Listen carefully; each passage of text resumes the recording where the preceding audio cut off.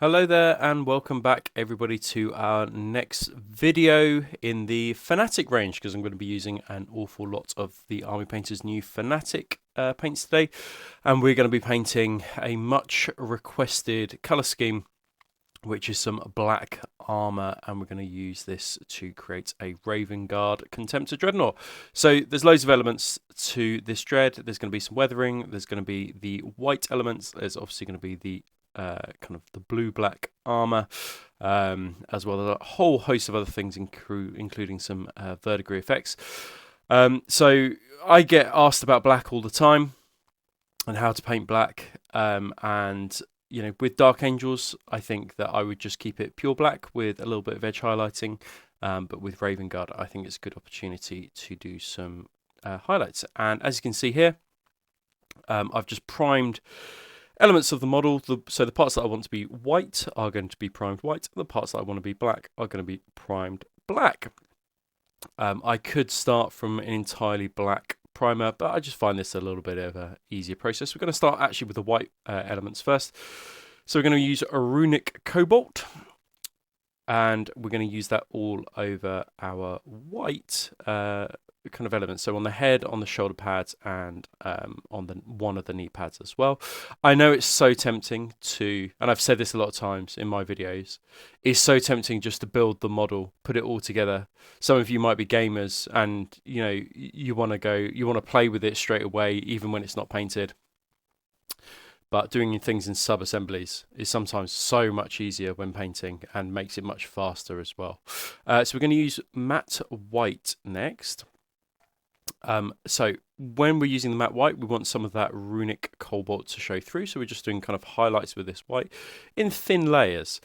You know, think about the direction that the light is coming from, particularly with the head. So I've just kind of highlighted one side of the head there. And then with the shoulder pads, you'll see how I highlight them. We want some dynamic highlighting, really, to show off all the lines and all those angles. So I'm going to highlight the top of it, as you can see here. And then once we've highlighted the top of it, we're going to then highlight the bottom of the shoulder pads. So this makes for some dynamic highlighting, emphasizing all the edges and angles of the sculpt on the shoulder pads as well. There's loads of ways you can do it. Obviously find references online, on social media, whatever you want to do. This is just how I do it. But we do want some of that Runic Cobalt showing through. Right, time for the black armor. So we're going to use uniform grey. So this is a fairly mid-tone grey. It's fairly boring grey, actually. There's nothing too exciting about it, but because it's boring and it's because it's a mid-tone, it's one that you will probably use quite a lot. So use this video to help you to kind of highlight your model. Basically, it doesn't matter how broad the highlights are at this stage, because we will tighten up those highlights a little bit later. So if you are a bit overzealous with these highlights, that's okay. You can see that I've been, and purposely in order to show you that actually you can afford to be quite broad with these highlights, and then we can tighten them up later. The thing about black armor is that, and this is the most important thing, is that we don't want the armor to appear grey. We want it to be obviously black, but we also want to render the shape. And sometimes we don't want to render the shape with a brush, because that just takes an awfully long time. So with these airbrush highlights, we've got to keep them nice and tight. But I would say that it's easier to go broad first of all. So you can see here, this looks like a grey model now, not like a black model. And then we can spray black into the shadows later on in order to tighten up those highlights. But I'll explain that later in the process, and it'll become more clear. Just think about the way in which you are highlighting everything and where you're highlighting everything as well. And you know, it's really important to think about the arms as well, and the way that they're going to be angled, that they are kind of appropriately highlighted. It would look unusual if you had a highlight on the bottom of the arm, say, and the light, because the light can't get to there. So in your own head, have the model kind of planned out exactly how it's going to kind of be positioned. I've actually magnetized the arms on this one, but I kind of did a dry fit just to make sure that I was happy and clear about the pose, so I knew where I was going to highlight the arms. Right, we're going to move on to company grey now. This is bordering on white, and you might be looking at this going like, "Whoa, what on earth is he doing?" It's all okay. You've seen it and what it looks like at the end. So just trust in the process. We've got to go this bright in order to shade it down a little bit later. So I'm being a little bit more careful with this highlight. You can see on the top of the torso, around the kind of the belly as well, and just picking out particular areas where I think the light would kind of like bounce off of. Had some issues with my airbrushing kind of while I was filming this, so the paints didn't want to go through. I think it was because I haven't cleaned my airbrush basically, so I kind of going off and on camera, kind of going, come on, work. So highlight the arms appropriately as well. Remember, a band of light across the arms. We're going to treat them as cylinders. So you can see that I'm treating it like a cylinder, nice and simple. So a highlight coming from the front and the back. Right, Grimdark. Now, I've mixed this with a little bit of thinner. You can see how thin it is, just Army Painter's airbrush thinner. And what I'm going to do is I'm going to hit this into the shadows of the model. Now, what that does is, it doesn't just hit the shadows of the model, it also hits the sides of the highlights as well. So every time I hit this into the shadows, it will make that highlight, that grey highlight that I've created, smaller and smaller and smaller and smaller. And the more you hit these areas with that thin black, it will make the highlight smaller and smaller and smaller. So you can afford to be a bit broad in these early stages, but because you know later on that actually you're going to make corrections later, just like this. And you can see here, just with this knee pad, that actually you just spray the bottom really simply, and then it tightens up the highlight. And then this is the important part. So this is the part where we need to be a little bit careful, because we don't want to go overboard. We still want to see highlights here as well. You'll notice that I dropped the model there. I'm going to come back to that in a second, because I actually broke the model there. So I shall show you what happened with that a little bit later. I thought this would be a good learning experience, just to see the problems of breaking a model like I just did there. You'll see in a moment how I break it. Anyway, so we're going to go, you can see, yeah, there's the torso, it's broken. So you can see with the legs here, I've ripped off the torso. Again, I'll talk about that in a second. And then we're just going to go along and into the shadows and just hit with this grim black into the shadows. And again, you can see here into the center of the kind of the shins is a good place to do it. You almost just want highlights on the top areas. The shoulder pads were really the only place that we did it a little bit unusually, because of the way in which that they are shaped.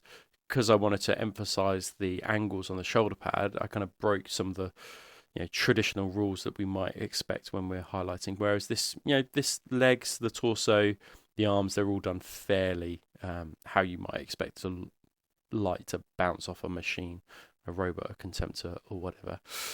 So even on the same model, I would break some of my own rules that I'm setting with lighting.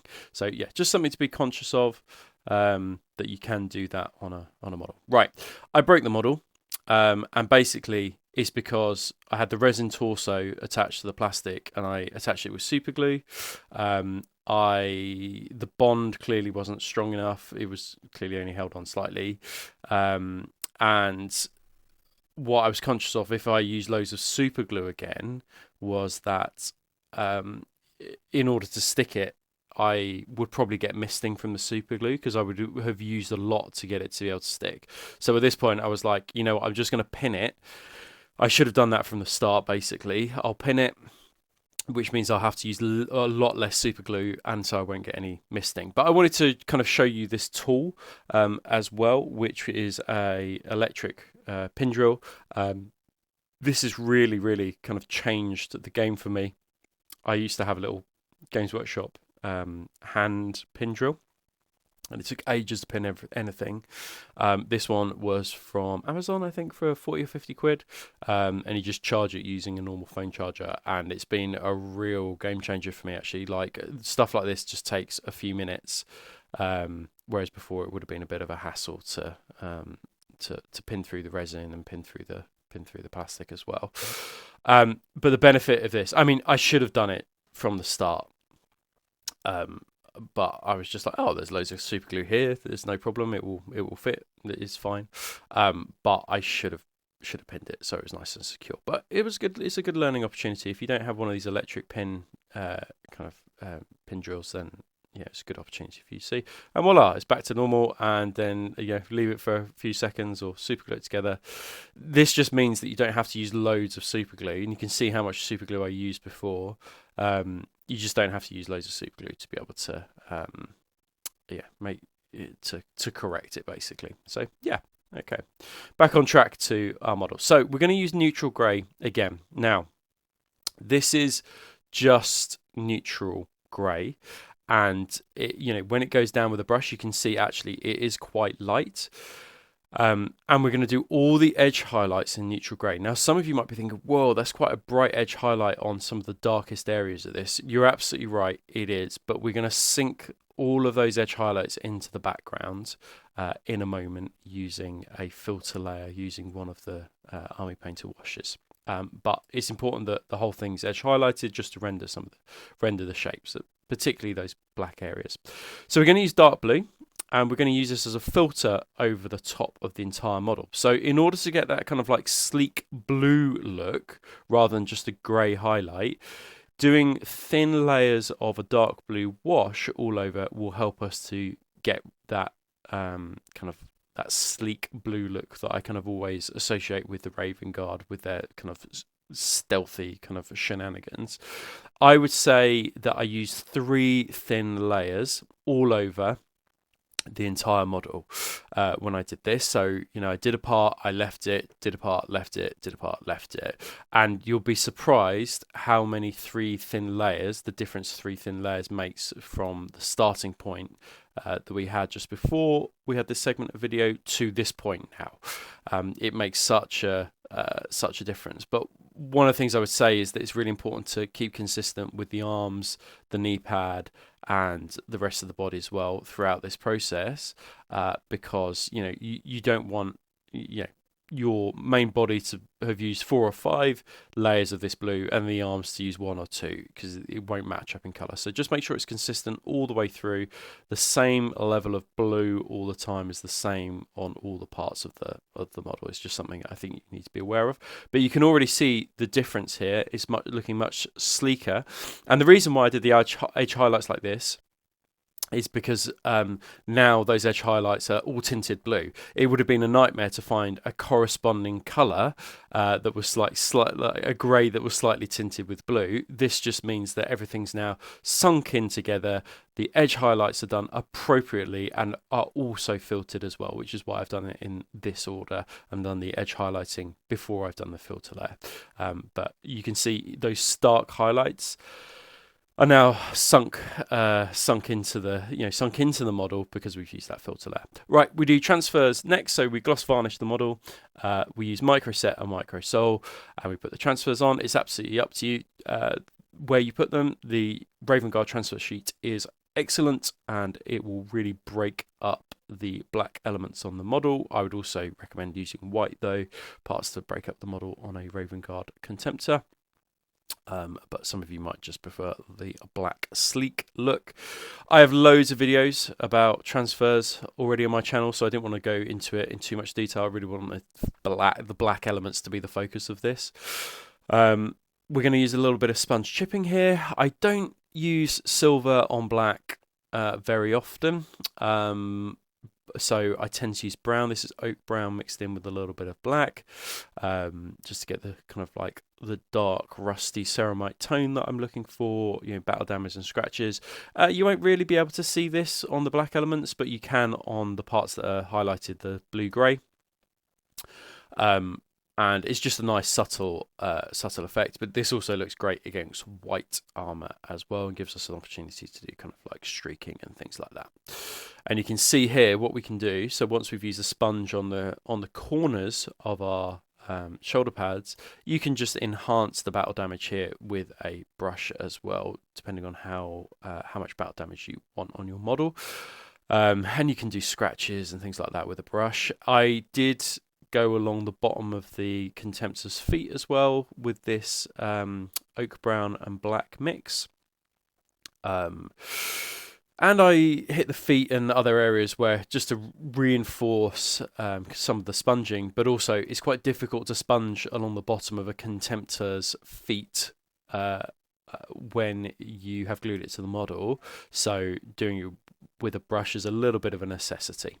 Lamp black and burnt umber. I'm going to use 1 part lamp black to 2 parts burnt umber, and I'm just going to use this as a pin wash.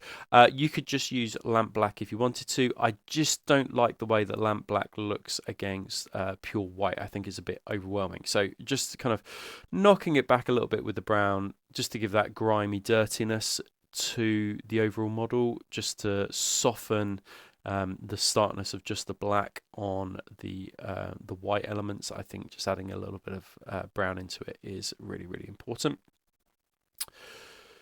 But go along here, and again, this is another element that just knocks the grey back. So you might be thinking, whoa, okay, this still looks quite grey or blue-grey or whatever you want to describe it as, but using oil washes like this will just knock everything back in the same way that a black wash or a brown wash might knock everything back. And then once our oils are done, we then give it a matte varnish, and this is an airbrush matte varnish by the Army Painter, and it's got a really, really nice finish to it. So it still maintains some of the luster to the armor. It's not really, really, really matte.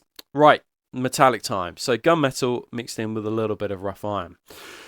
We need to, there's quite a lot of silver on this model. We need to treat the functional parts differently from the decorative parts. What we don't want to do is just use the same silver on the entire model. I don't think it will look interesting.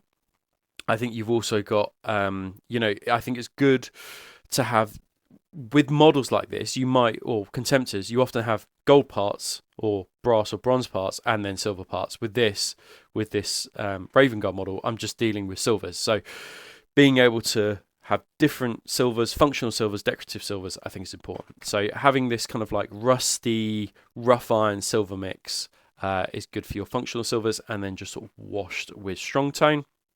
Again, giving it this kind of like dirty, oily look to it, which I think looks perfect for a kind of like a functional metal that has kind of, where WD-40 has been sprayed all over it or whatever, right? Where it's, a bit grimy, a bit dirty, a bit oil stained, not rusty, I'd say, but, just functional. And then the other great part about doing this in sub-assemblies is the fact that you can get to those metallic parts so much easier now at this point than you could have done if you'd stuck on all the elements to it. So just, it will save you so much time doing it this way. So now we're just using Mithril and then giving it a dry brush, and then we're going to use a 50-50 gunmetal and Mithril, and so we're using a much brighter silver now as our base coat, and then all the decorative silvers on this model are going to be painted with this really bright silver. So you can see intentionally we've got a real difference between the silvers here. And adding a little bit of like rough iron or a dark metal into your silvers will kind of make them different from one another. Okay, we're going to use dark blue tone, so we use this obviously on the armor. So again, we're tying everything together here, and we're just doing one fairly liberal coat of dark blue tone. And again, this is good because you've got that whole sense that it's reflecting the sky above, the blue sky above, within the shininess of the metallics. Whereas our more functional metal wouldn't be able to reflect the sky because it's not as shiny, obviously. So using blues within your steels is always a good trick, particularly for swords and things like that. It always looks pretty neat. So just go with the entire model, or the entire parts that you want to be silver here. Now, the other thing I'll mention, just as we've got quite a long segment here, but the other thing I'll mention is that once you've added all these elements on, once you've added on the shoulder pads, etc., and you start adding in the details, the black or the grey elements really sink back into the background. So sometimes you have to go a little bit brighter with those highlights than you might think that you need to go, because once you start adding details in, once you start adding contrasting colours like these bright white shoulder pads, that's the point where that grey black will just sink into the background. So now it looks, I think, nice and sleek, highlighted nicely. And I wouldn't have want to done too much. Yeah, I don't want it to be too bright. I don't want it to be too dark. I still want there to be kind of a highlights to it. Right, we're going to use Temple Gate Teal and Aqua Alchemy. So I've mixed these two together and mixed them with some thinner.